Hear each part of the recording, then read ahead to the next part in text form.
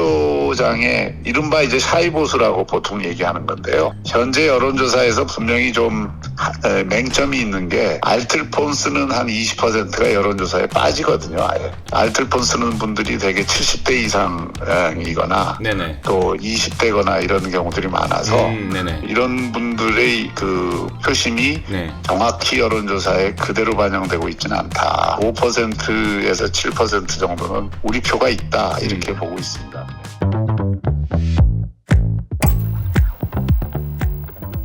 예, 지방선거 릴레이 인터뷰 바로 들어가겠습니다. 박형준 국민의힘 부산시장 후보 전화 연결돼 있는데요. 후보님 안녕하십니까? 나와 계십니까? 네, 안녕하십니까? 예, 네. 반갑습니다. 네, 반갑습니다. 아유, 요즘에 진짜 뭐 TV 틀면 그리고 유튜브 틀면 후보님 모습이 많이 나오는데 요즘 엄청 바쁘시죠? 네, 정신없습니다. 네. 네, 아무래도 네. 네. 분신술을 좀 쓸 수 있었으면 좋겠다는 생각이 들 정도입니다. 제가 이제 얼마 전에 후보님께서 이제 부산 글로벌 허브 특별법 이제 처리 촉구하시면서 국회에서 삭발하실 때 이제 그때 멀리서 이제 지켜봤었는데 사실 서울에서의 반응은 그 선비 같은 박형준이 저렇게 삭발하는 결기가 있네 하면서 사실 이제 여론이 되게 좋더라고요. 그래서 저도 좀 이제 그런 여론들을 좀 전해 듣고 있는데 어떻게 좀 체감이 되십니까? 네네, 그 머리 깎은 다음에 좀 평가도 좀 달라지는 것 같고요. 네. 선비나 학자 스타일에서 이제 좀 수사가 돼가는 것 같다. 이제 좀 정치인 같다. 뭐 이런 얘기를 많이 듣고 있습니다. 네, 맞습니다. 저도 서울에서 비슷한 얘기들을 많이 듣고 있습니다. 네, 아이고 뭐 후보님 이제 현안 관련해서 본격적으로 좀 질문을 드리면. 이제 지금 이제 부산의 표심이 이제 뭐 사실 처음에 여론조사 할 때는 뭐 이제 두 자릿수 격차가 났다가 이제 한 자릿수로 좁혀지는 흐름이 보입니다. 근데 이제 이런 것들에 사실 뭐 이제 영남권을 중심으로 보수층 결집이 일어나고 있다. 뭐 이제 이런 분석도 있고 이제 민주당에서는 이제 국민의힘이 후보가 확정됐으니까 나오는 거지 뭐 이제 예상 가능한 범주다 이러면서 최대한 의미를 축소하려는 그런 흐름이 있어요. 후보님께서는 이런 부산의 민심 흐름 어떻게 보고 계십니까? 이 여론조사를 볼 때 그 개별 조사들은 들쭉날쭉하기 때문에 그 2, 3주를 묶어갖고 추세를 좀 봐줘야 되거든요. 2, 3주 묶어보고 2, 3주 묶어보고 이렇게 하면 한 달 반 전에는 분명히 한 15% 이상 차이가 났습니다. 맞습니다. 그런데 이제 한 달 전쯤 되니까 이게 10% 내외로 줄어들었고요. 지금은 요즘 나오는 조사들은 뭐 좀 들쭉날쭉합니다만은 대개 5% 내외에서 움직입니다. 네. 그래서 이제 그게 지금 현재 상황이고 이게 이제 2, 3주 지나면 선거가 2주 있으면 선거가 있으니까 네. 그때까지 이게 이제 5% 내외에서 0% 내외로 옮겨갈 것이다 하는 게 제 예상이고요. 네. 그러면 굉장히 치열한 접전이 되리라고 생각을 합니다. 다만 영남은 부산은 지난 대선이나 총선이나 이런 데서 보면 분명히 여론조사에서 잡히지 않는 민심이 5% 내지 7% 있다고 봅니다. 그래서 이제 이런 부분들을 투표장에 이른바 이제 샤이보수라고 보통 얘기하는 건데요. 현재 여론조사에서 분명히 좀 맹점이 있는 게 알뜰폰 쓰는 한 20%가 여론조사에 빠지거든요. 아예. 이 문제가 사실은 이 여론조사의 바이어스를 가져오는데 상당히 저는 영향을 주고 있다고 보고 있습니다. 왜냐하면 알뜰폰 쓰는 분들이 되게 70대 이상이거나 또 20대거나 이런 경우들이 많아서 이런 분들의 그 표심이 정확히 여론조사에 그대로 반영되고 있지는 않다. 그래서 저희 영남 같은 경우에는 저희는 뭐 그런 기대를 갖고 있습니다만은 5%에서 7% 정도는 우리 표가 있다 이렇게 보고 있습니다. 네, 이제 민주당에서 사실 이제 부산 같은 경우는 10% 빼고 봐야 된다 여론조사 결과에서 뭐 이렇게 좀 긴장하는 모습 보이고 있는데 특히 사실 이제 그 조작기소 특검법 관련해서 이제 이게 영남 보수 결집의 트리거가 됐다 이런 분석들이 많아요. 근데 이제 좀 후보님께서 직접 시민들을 만나면서 좀 이런 거에 대한 여론을 느끼십니까? 제가 그 조작기소 특검법 발의한다 그랬을 때 제가 가장 강력하게 반대를 했고요. 대한민국은 이게 그 대통령제이지 민주공화국의 대통령제이지 군주제가 아니거든요. 대통령이 헌법 위에 있을 수도 없고 대통령이 자기 죄 지우기 위해서 특검법을 만든다는 건 이거는 문명 민주국가에서는 있을 수 없는 일입니다. 그래서 이런 부분에 대한 호소를 지금 많이 해왔고 제가 아침 거리 뭐 시위도 1인 시위도 했고 예. 여러 가지 하면서 사실은 호응을 많이 해주고 계십니다. 그리고 이런 부분이 지금 국회에서 절대 다수 의석을 갖고 있고 행정권 장악하고 또 사법까지 장악한 위에 이루어지는 일이라는 인식이 예. 지금 시민들 사이에서도 확산이 되고 있고요. 예. 그래서 이걸 비록 선거 이후로 미뤘지만 선거 이후로 미룬 거지 이걸 포기한 것이 아닌데 네. 이것을 이번에 이런 어떤 정권의 무도한 일을 막기 위해서는 견제를 확실히 해줘야 된다. 네. 그 견제를 하는데 낙동강이 그 최후의 전선이다. 네. 이런 인식들이 시민들 사이에서 확산이 되고 있습니다. 네. 그래서 이제 사실 이제 부산 시민들이 그제랑 어제 있었던 토론도 이제 TV 토론도 많이 봤을 것 같은데 거기서 이제 뭐 후보님께서 하시는 걸 말씀하시는 거 보면 이제 그 전재수 후보의 이제 통일교 까르띠에 의혹 요것을 이제 집중 부각하시는 모습이 좀 눈에 띄었습니다. 요거에 대해서는 이제 아직 해소가 안 된 부분이 많다 이제 이렇게 보신다는 거죠? 예, 두 가지 쟁점인데요. 우선 수사 자체가 대단히 부실했기 때문에 후보 확정된 다음에 바로 면죄부를 주지 않았습니까? 그리고 그 진술과 수사가 된 것의 내용에 차이가 있습니다. 네. 진술에서는 시계도 까르띠에뿐만 아니라 불가리도 있었고 또 줬다는 돈도 지금 수사 결과에 나온 것보다는 더 많은데 이걸 그 공소권 없음 처리하기 위해서 좀 갖다 맞춘 의심이 있거든요.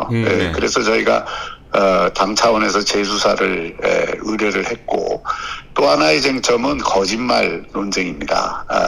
까르띠에 같은 경우에 이제 그 수사 결과 발표에도 의심되는 정황이 있다 그랬고 또 수리를 맡긴 사람이 그 전재수 의원 지인이라는 것도 어느 정도 밝혀진 사실 아닙니까? 본인도 그건 인정을 했어요. 지인이라는 사실은.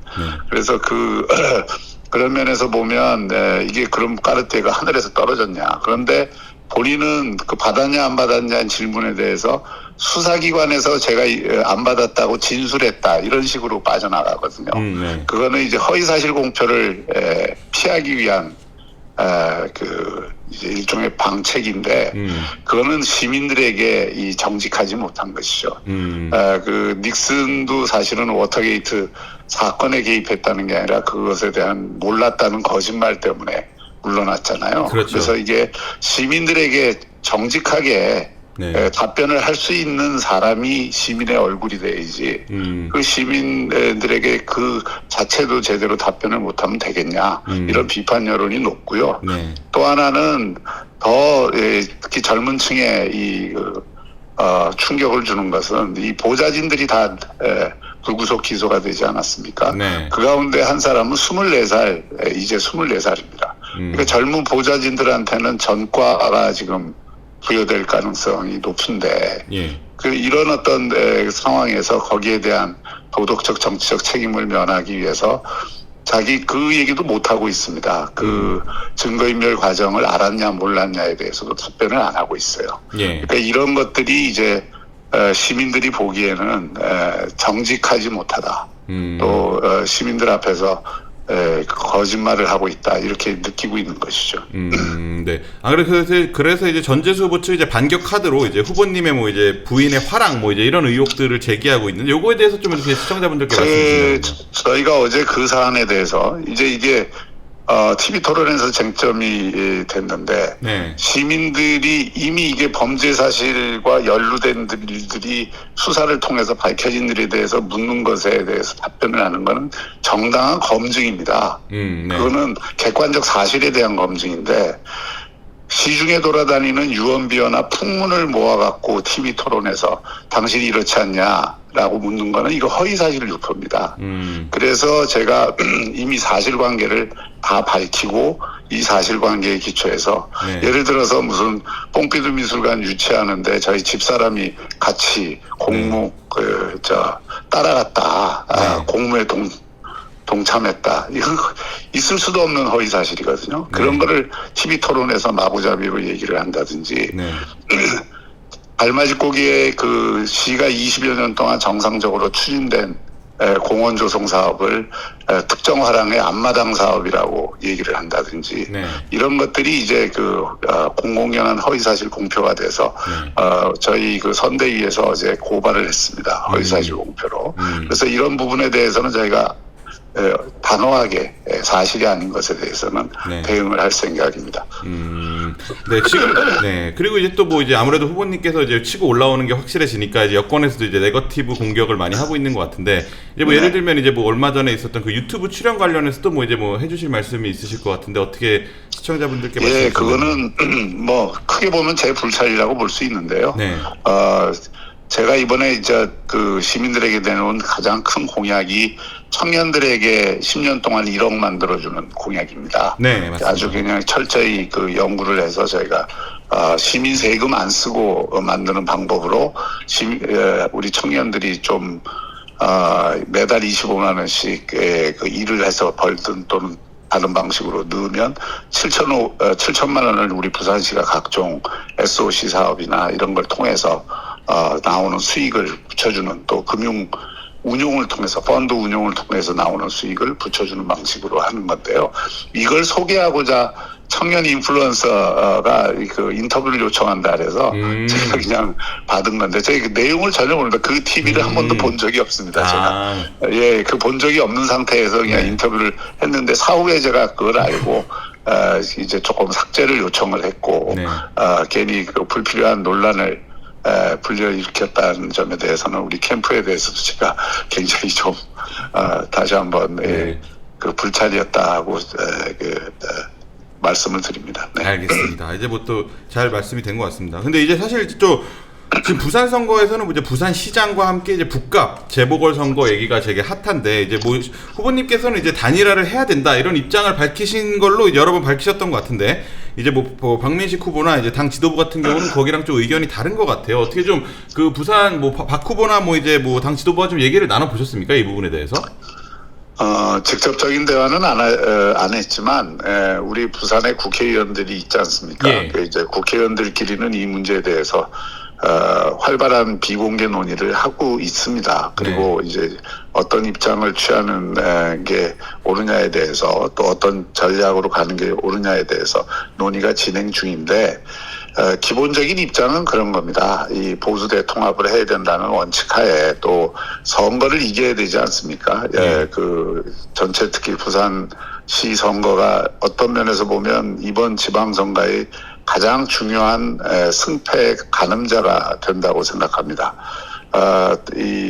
특히 이제 북구갑 선거까지 결합이 되면서 부산 선거에 대한 관심이 굉장히 높아졌는데, 맞습니다. 이게 도움이 되는 방식으로 진행이 돼야지 보수 분열을 가속화하거나 또 이것을 통해서 부산 선거 전체, 또 나아가서는 영남권 선거 전체에 부정적인 영향을 줘서는 안 된다 하는 인식은 분명합니다. 그런 면에서 이제 큰 틀에서 보면은 영남권 선거도 이기고 북구갑 선거도 이기기 위해서 통합과 연대가 필요하고, 그런 면에서 현실적으로는 단일화를 하는 게 바람직하다는 입장을 갖고 있는 것입니다. 네. 네. 근데 이제 어제 민주당 정청래 대표는 이제 절대 단일화 안 된다. 이제 한동훈이 살아 돌아오는 꼴을 장동혁이 그 꼴을 보겠느냐, 이제 이런 식의 되게 확신에 찬 말을 했습니다. 이제 실제로 이제 그런 게 어떻게 느껴지시나요?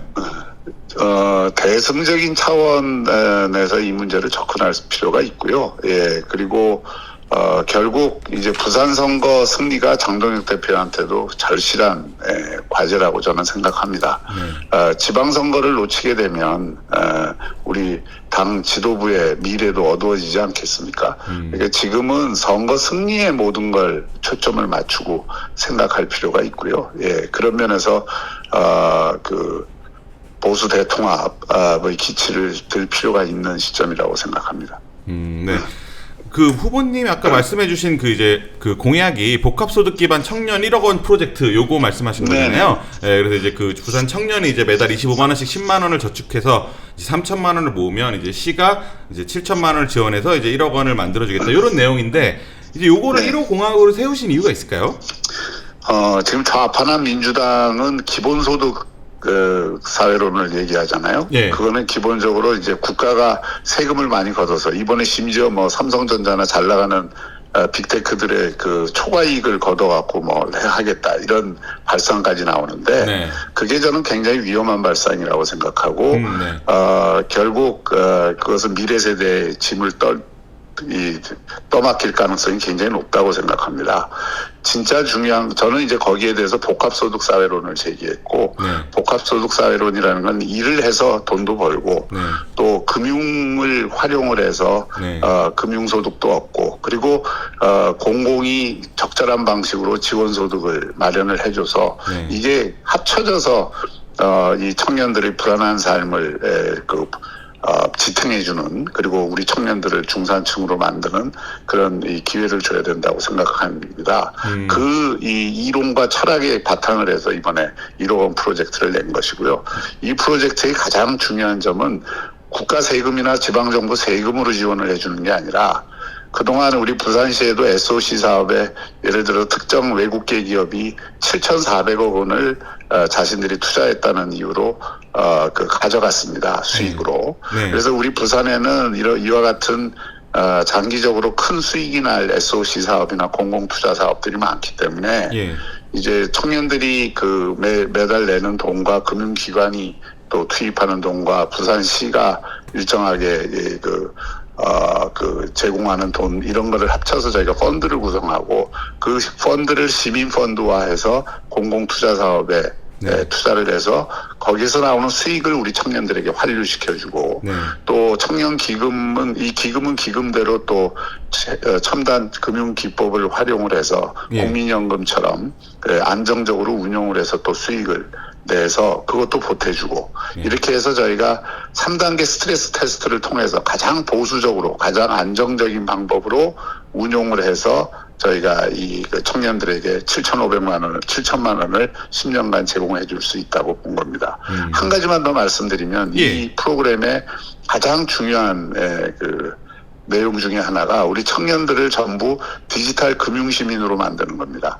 자신이 조그만 자산이라도 안정적으로 운용하고 불리기 위해서는 소위 금융 문해력을 높일 필요가 있고 그것을 위해서 우리가 3단계 교육을 우리 청년들에게 제공을 해서 그 교육을 이수하면 또 시드머니를 더 제공을 해줍니다. 그렇죠. 이런 방식으로 해서 우리 부산 청년들이 여기에 살면 돈도 생기지만 금융 시민으로서 선진 금융 시민으로서 자기의 어떤 자산을 불려가는 능력을 갖게 만들어주는 이런 프로그램입니다. 저희로서는 굉장히 야심찬 프로그램이고 장기적으로는 대한민국 전체가 채택할 수 있는 프로그램이라고 생각합니다. 네, 이제 청년들에 그렇게 맞추면 공약도 있고 사실 이제 그 서울에서 제가 봤을 때는 뭐 이제 부산 발전 방향에 대해서 이제 민주당은 뭐 이제 메가시티, 메가특구 이런 걸 강하게 밀고 있고 후보님께서는 이제 그 부산 글로벌허브 특별법 요거에 이제 힘을 주시는 것 같은데 이게 사실 이제 뭐 서울에서 보면 이게 메가가 뭐고 글로벌이 뭐고 막 이렇게 되게 좀 헷갈리는 경우들이 많은데 후보님께서 보시는 이제 미시는 이 법안에 대해 이 장점과 그리고 민주당의 이런 주장에 대해서는 어떻게 평가하시는 거죠? 대한민국이 지금까지 이렇게 불균형 발전 때문에 고통을 받고 있는 것, 또 수도권 일극 체제가 과도하게 이루어짐으로써 사실상 어떤 면에서는 모든 국민과 청년들에게 과도한 스트레스를 주는 사회를 만들었거든요. 이걸 풀어내려면 균형 발전이 필요한데 균형 발전 가운데에서도 극을 만들어줘야 됩니다. 서울이 하나의 극이라면 부산이 극이 되는 영남권, 남부권을 만들어주는 전략이 필요하고요. 그런 면에서 이제 행정통합도 필요한 거고 글로벌 허브 도시 특별법처럼 부산을 서울과 경쟁하는 도시가 아니라 싱가포르, 두바이, 로테르담, 홍콩과 경쟁할 수 있는 그런 해양 허브로 만들려는 전략이 필요한 거거든요. 그런 전략에 그 실현하기 위한 법이 글로벌 허브 도시 특별법이고 또 해양 수도를 만든다는 건 당연한 일이고 그 일을 위해서 특히 그 글로벌 허브가 되려면 산업은행 이전처럼 정책금융기관이 확실한 게 있어야 물류와 금융, 해양을 연결을 할 수가 있습니다. 그래서 그런 관련 정책과 과제를 일관되게 수행해 왔는데 산업은행 이전도 그렇고 글로벌 허브 도시 특별법도 그렇고 다 정부 고시도 끝내놓고 정부 협의도 다 끝내놓은 걸 민주당이 정치적 셈법으로 발목을 잡고 있는 거거든요. 네. 이게 온당치 않다는 것을 얘기를 하는 거고 네. 그 행정통합도 제일 중요한 거는 광주 전남이 행정통합했지만 분권 없는 행정통합을 했거든요. 네. 분권 없는 행정통합은 굉장히 많은 부작용을 앞으로 낳게 됩니다. 네.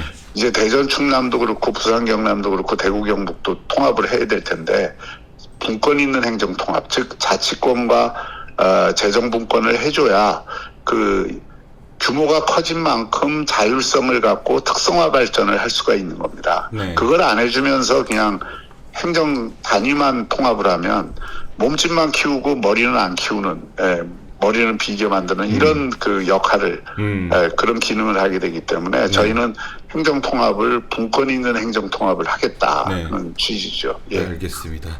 네, 후보님 이제 뭐 지금 이제 해주시는 말씀들을 저희 이제 뭐 유튜브랑 뭐 이제 포털사이트 다음 이런 곳에서 이제 뭐 여러분들이 봐주고 계시는데요. 끝으로 이제 그 330만 부산 시민이 모두 듣는다고 생각하시고 왜 박형준이 부산시장이 돼야 되는지 이렇게 한 말씀 해주신다면요. 가장 중요한 것은 글로벌 허브 도시를 글로벌 도시 또는 세계 도시를 이끌 수 있는 글로벌 리더십을 누가 갖고 있느냐 이런 문제라고 생각을 합니다. 저는 생각의 힘이 굉장히 중요하다고 생각하고요. 제가 시정을 해보니까 한 100% 그냥 공무원들이 100%의 일을 그냥 놔둬도 할 수 있다 그러면 시장이 누가 되느냐에 따라서 그 100%를 200%로 끌어올릴 수도 있고 100%가 50% 되게 할 수도 있습니다.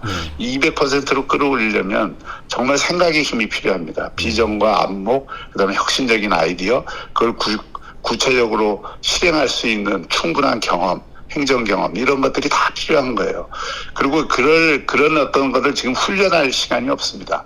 부산에는 5년 동안 그리고 30여 년 동안 대한민국 국가경영 전략을 연구하고 또 실행을 해왔고 또 부산시장으로서의 경험을 갖고 있는 또 그 부산의 지금 브랜드 가치를 한껏 높여놓은 그리고 그 덕분에 지금 해외 관광객이 역대 최고 수준의 국내에서 최고로 이 해외 관광객이 많이 오는 그러면서도 평판이 제일 좋은 그런 도시를 지금 만들고 있는 시장이 중단 없는 발전을 할 수 있는 기회를 주는 게 저는 중요하다고 생각을 하고요. 그런 면에서 제가 그 나머지 소임을 하는 것이 좋겠다는 생각입니다. 네. 네, 후보님 오늘 이제 귀한 시간 내주셔서 감사합니다. 머리 이제 삭발했다는 게 어울리는 평가들이 국회에서도 많으니까요.